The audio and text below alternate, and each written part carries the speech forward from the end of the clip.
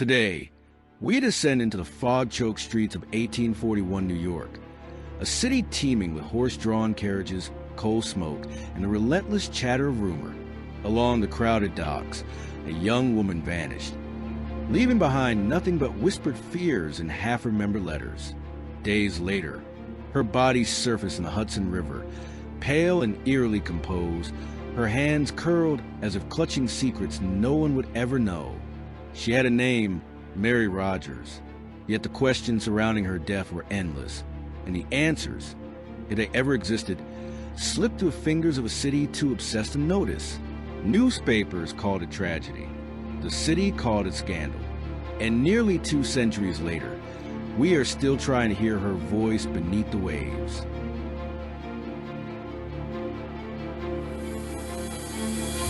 It was a Wednesday morning, July 28, 1841, when a boatman found her body floating in the Hudson River, face pale and hands curled as if gripping invisible horrors. They called her Mary Rogers, a name that had fluttered through New York like a gossiping candle flame.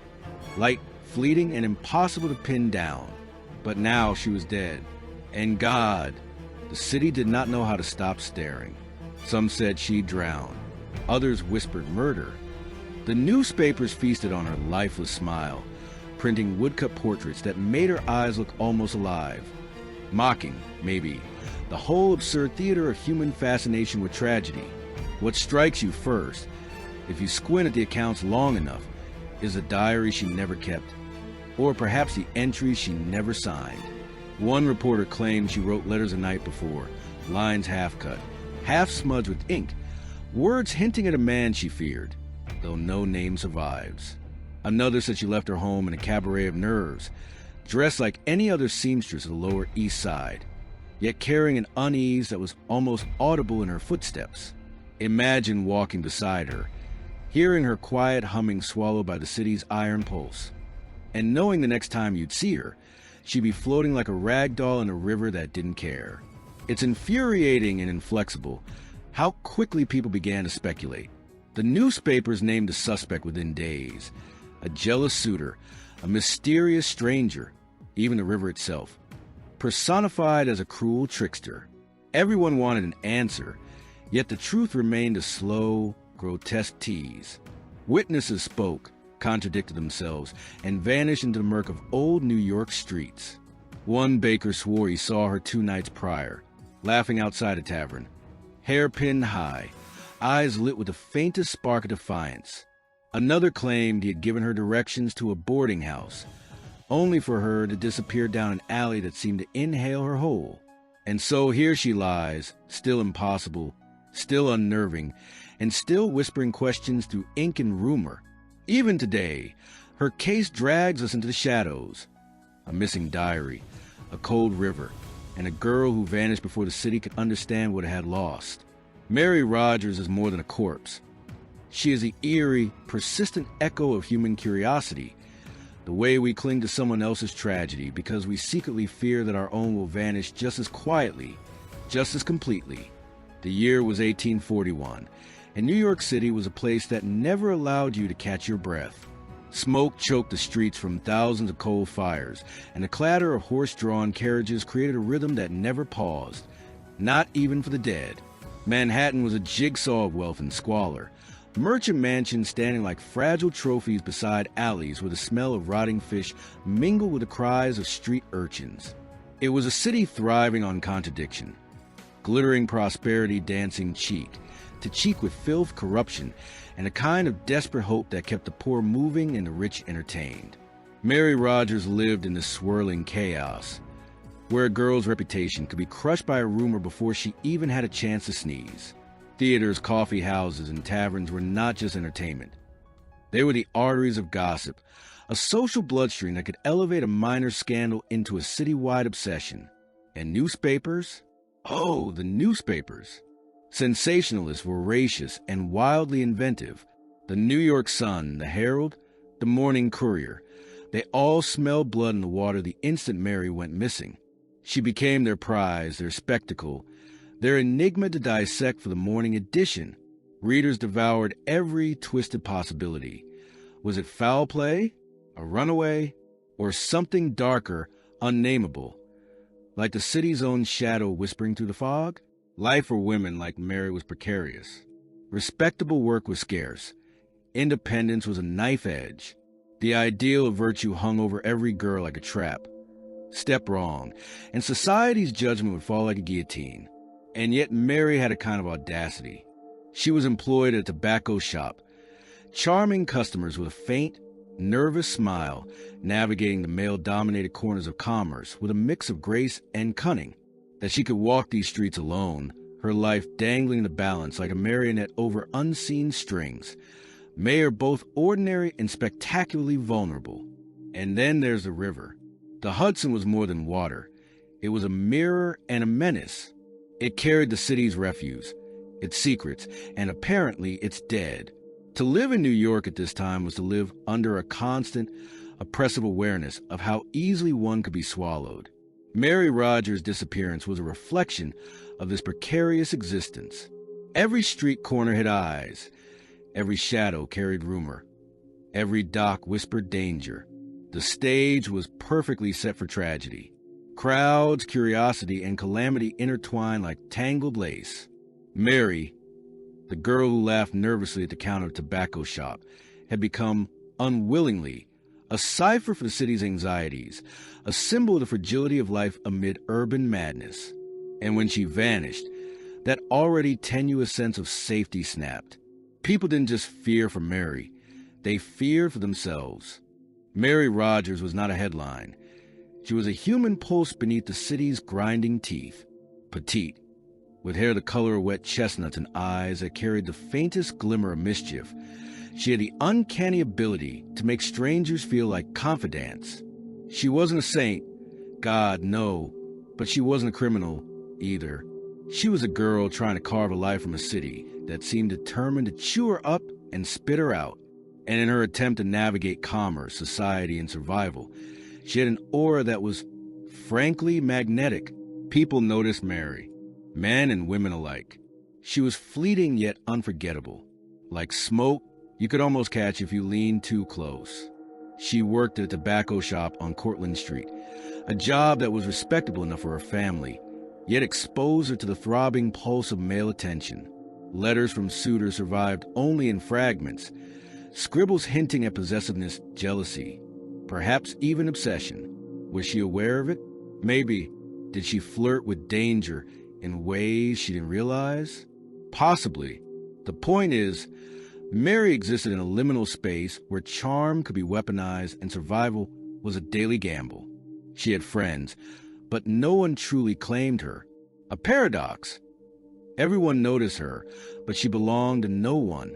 The contradictions of her life were almost poetic. She lived in a society that expected modesty, yet she drew attention effortlessly.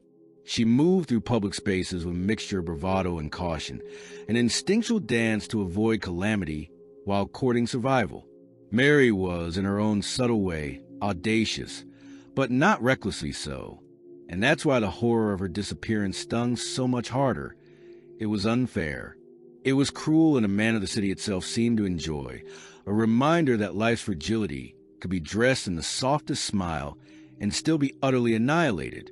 Her personality, as recounted by acquaintances, had shades of humor, melancholy, and subtle cunning.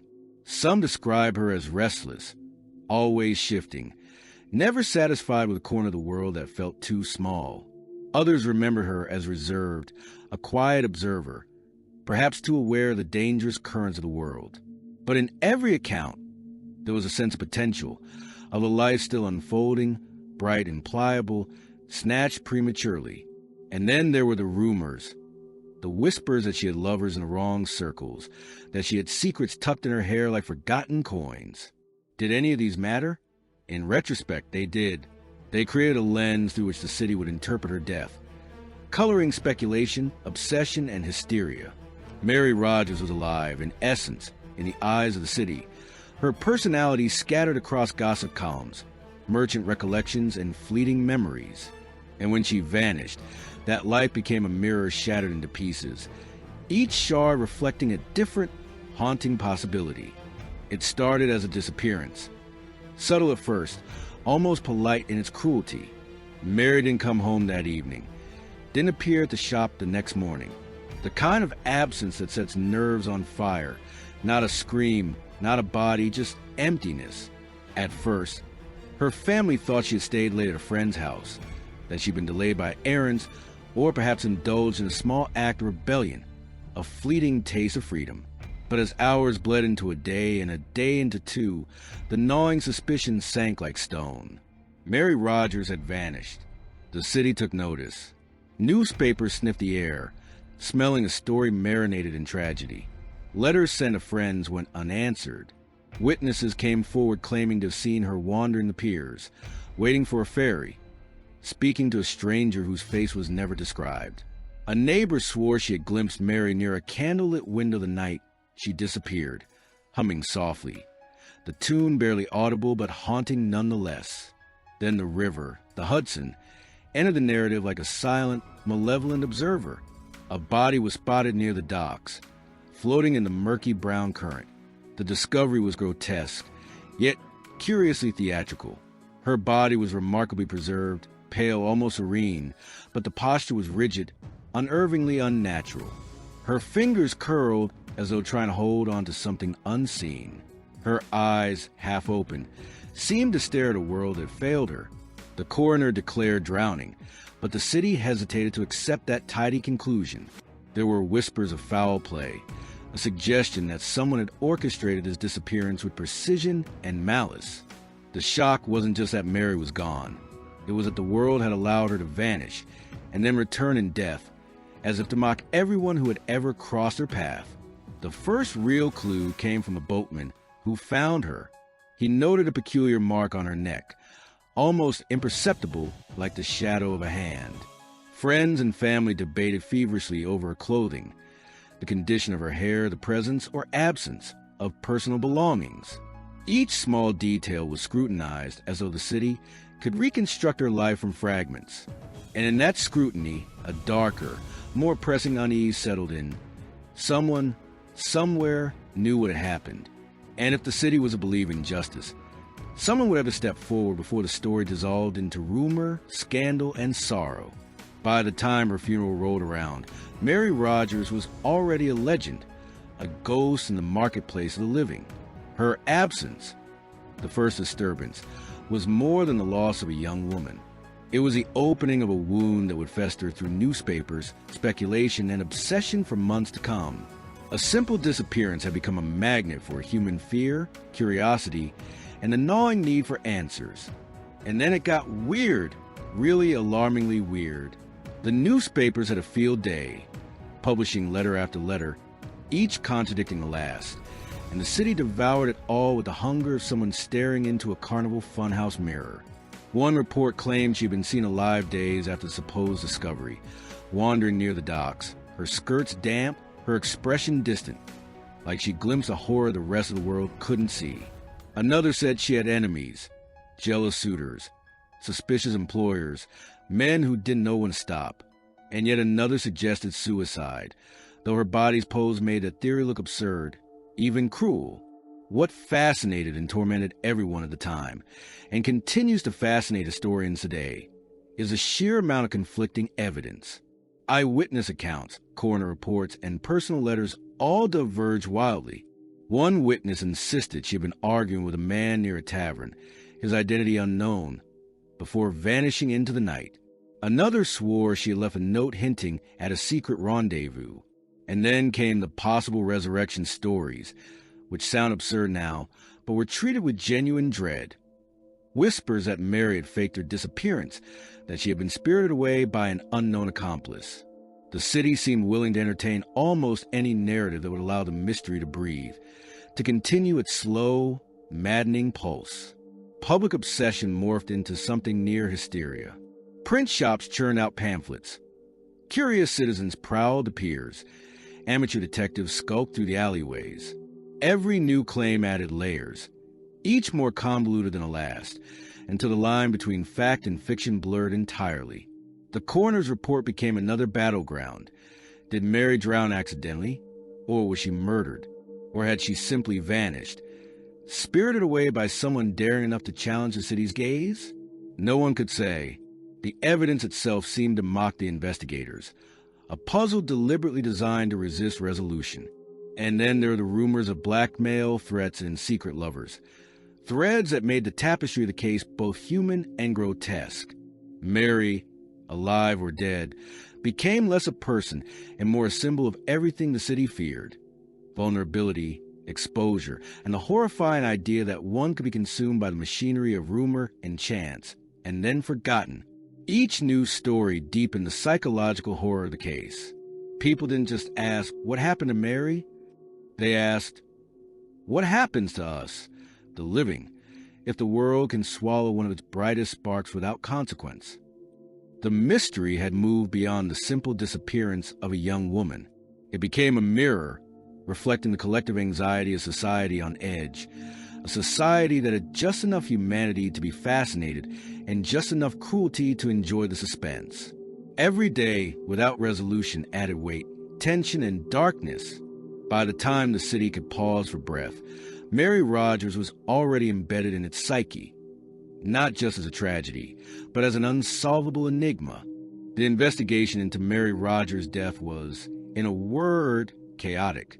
The authorities, already under pressure from a frenzied press in a city that demanded justice, scrambled to make sense of contradictory testimonies, missing evidence, and the shadowy corners of 1840s New York.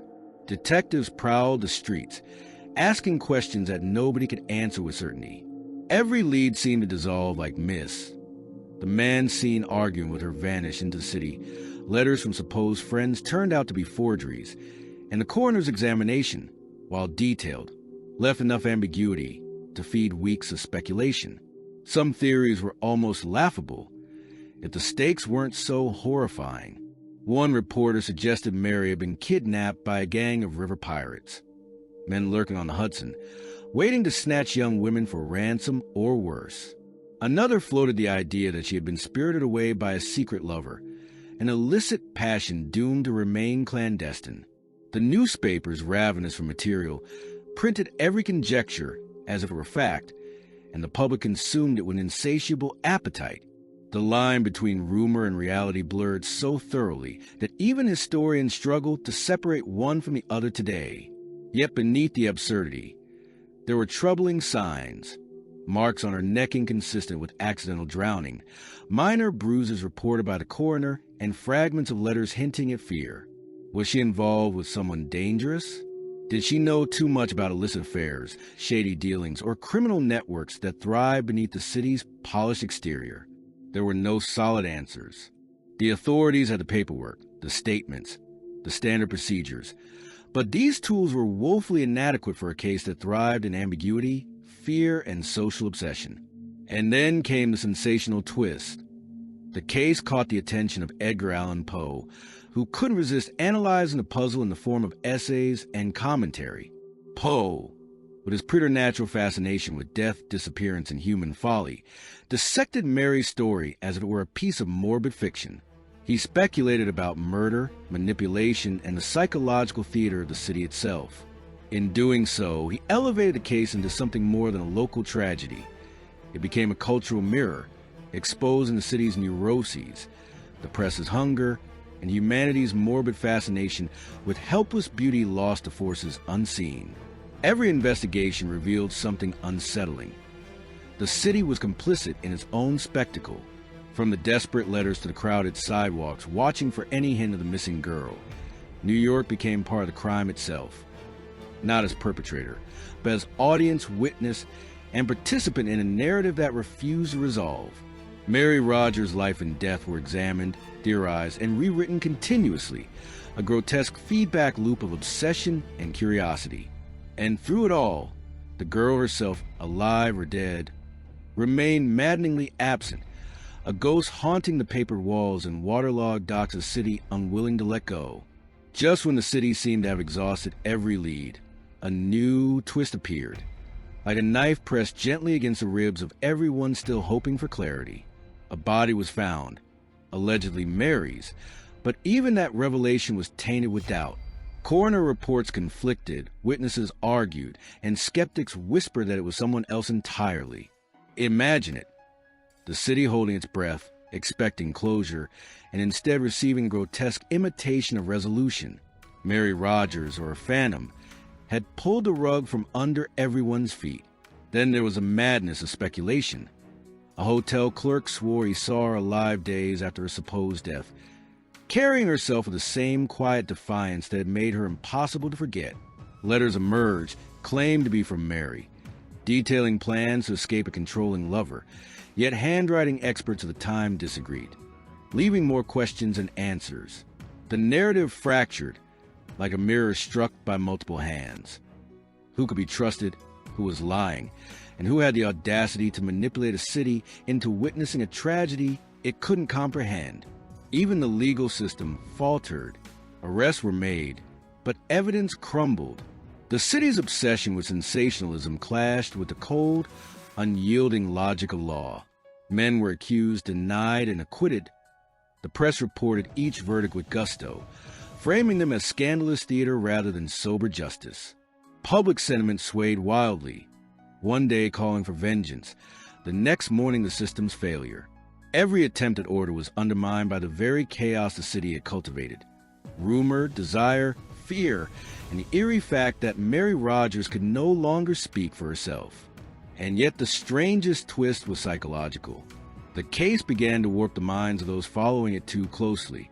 People saw threats in alleys that weren't there, heard whispers in taverns that never existed, and speculated about motives that seemed almost divine in their cruelty. Mary Rogers became less a person and more a canvas upon which New York projected its darkest anxieties. Every shadow, every glance at the river, every clatter of a carriage became proof of unseen forces conspiring against her. The mystery had metastasized, infecting anyone who tried too hard to grasp it. By the end of the turning point, clarity had been replaced entirely by tension. The girl was dead or alive or impersonated, but no one could say with certainty. Evidence had multiplied and fractured. Human error, obsession, and the relentless machinery of gossip had transformed a singular tragedy into a labyrinthine horror show. The city had not found Mary Rogers. It found its own capacity for confusion, fear, and compulsive curiosity, and that perhaps was the cruelest twist of all. And yet, the city demanded answers it could not truly have. Officially, the coroner's report concluded drowning. Mary Rogers was dead. Case closed. But if you think that calmed anyone, you've never met New York in 1841. The city refused to sleep. Letters poured in, pamphlets multiplied, and theorists argued over the smallest details. The marks on her neck, the smudged ink of her supposed letters, the sightings that could not be verified. Every fragment became a new possibility. Every inconsistency a reason to question the so-called resolution. People argued, speculated, and even laughed nervously at the absurdity. Had she run away? Had she been murdered? Could she have staged her own death to escape the prying eyes of society? None of it could be confirmed. The resolution, such as it was like a cracked mirror. It reflected the outline of an answer but shattered before anyone could touch it. The city, for all its systems, laws, and obsession, had no way to definitively reconcile Mary's disappearance and death with the chaotic human behaviors that surrounded it. Even those closest to her, family, friends, colleagues, found themselves haunted. There were moments when the faintest clue or whisper could send someone spiraling into grief, paranoia, or morbid fascination.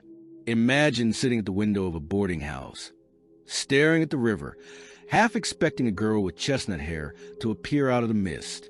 That was the reality. The unresolved nature of her story created its own kind of terror, a reminder that the world doesn't always make sense, that evil or accident can strike without warning, and that life can be reduced to rumor and newspaper ink almost as easily as to blood in the water. Scholars today still debate her case. Some point to foul play, citing the marks on her neck and suspicious acquaintances. Others lean toward accidental drowning, noting the dangers of the Hudson and the prevalence of carelessness near the piers. A few daring theorists entertain the idea that she staged her disappearance, though the evidence for that is circumstantial at best. The truth is slippery. It hides beneath fog, ink, and decades of urban noise. What remains is a haunting sense that the story, in refusing to conclude neatly, continues to grip the imagination. Mary Rogers was found, or not found, depending on which version you choose. But the questions linger, gnawing at the edges of logic and empathy. Resolution is an illusion. The haunting remains. Her case persists as a mirror, showing us both the fragility of life and the voracious appetite of society that cannot resist turning tragedy into spectacle, fact into rumor, and a missing girl into a city's obsession. Mary Rogers' story didn't end with her body, or what the city assumed was her body, being laid to rest. It metastasized, leaving a residue on the psyche of New York that would linger for decades. The newspapers had long since moved on to fresher scandals, but the lessons or warnings of her disappearance persisted. The public became obsessed with female vulnerability, urban danger, and the precariousness of modest employment. Mary, in death, became both a cautionary tale and an object of morbid fascination, proof that the city could devour its innocence with impunity. Her disappearance influenced literature, sensational journalism, and even law enforcement procedures. Poe's fascination alone elevated her from local curiosity to a subject of national intrigue. Writers dissected her case for decades, attempting to unravel a mystery that stubbornly refused resolution.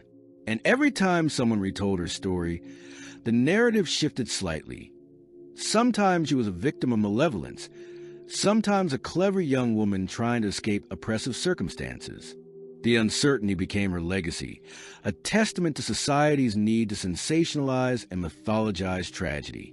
Psychologically, the impact on her acquaintances was profound. Friends and family were haunted by unanswered questions. Did she suffer? Was she terrified? Could they have prevented it? The mental toll of ambiguity, especially in a pre-modern investigative era, was devastating. For the city itself, Mary Rogers became a symbol of urban peril, a girl lost to the relentless machinery of gossip, rumor, and human curiosity. Her case illustrated, almost grotesquely, how society's obsession with spectacle can transform a person into a symbol, their humanity buried beneath layers of narrative. Legally, the case had repercussions too. Police and coroner procedures were scrutinized, the public demanding more rigorous methods of determining death identity and culpability. While no definitive reforms are directly traceable to her case alone, Mary's disappearance underscored the limitations of early investigative systems, hinting at a future where missing persons and mysterious deaths will be taken more seriously, at least on paper. And then, culturally, she became a legend. Streets, papers, and taverns whispered her name. Mary Rogers existed simultaneously as a historical fact and a ghostly cipher. Every subsequent disappearance, every unsolved murder, was compared to her case, an invisible benchmark for tragedy, terror, and public obsession. She lingered in the collective imagination like a shadow, refusing to settle, refusing to be neat, refusing to allow closure. The city moved on, but the echo of her absence remained, stitched into the urban landscape, the press, and the dark fascination with things that vanish without explanation. And so we arrive at the unsettling truth. Mary Rogers is in many ways still missing. Not physically. Her body rests somewhere beneath the earth, but in meaning, in certainty, and closure. She occupies a strange, terrifying space where history, rumor, and imagination collide. Consider that a young woman, alive one day, vanished the next, and yet manages to outlive everyone who witnessed her life, her death, and the public's obsession with both. It's almost perverse how someone so small, so ordinary, can loom so large in psyche a city that itself has changed beyond recognition. There's an almost poetic cruelty in her story. Mary became a cautionary tale, a ghost story disguised as newsprint, and a reflection of the collective anxieties of urban life. She teaches us that tragedy doesn't always seek resolution. It often prefers ambiguity, the lingering question that clings like damp fog to the spine. We may speculate endlessly about murder, escape, or misadventure, but the truth, if it ever existed in a single knowable form, was obscured by our own obsession, by society's unquenchable thirst for narrative over reality. And perhaps that is the darkest part. The people in New York didn't just lose Mary Rogers, they lost the ability to let her story exist quietly. Every rumor, every pamphlet, every sensationalized report was an intrusion into her life, a theft that no law could return. She became less herself and more a reflection of our collective fears, desires, and moral failures. Mary Rogers, alive, dead, or imagined, is a reminder that the city consumes, that society molds tragedy into spectacle, and that human curiosity, relentless and unforgiving, can immortalize someone in the most paradoxical, haunting ways. We cling to her story not because we know, but because we don't. We clutch the pieces of a puzzle that refuses to fit, turning over every possibility like a coin in a river's current.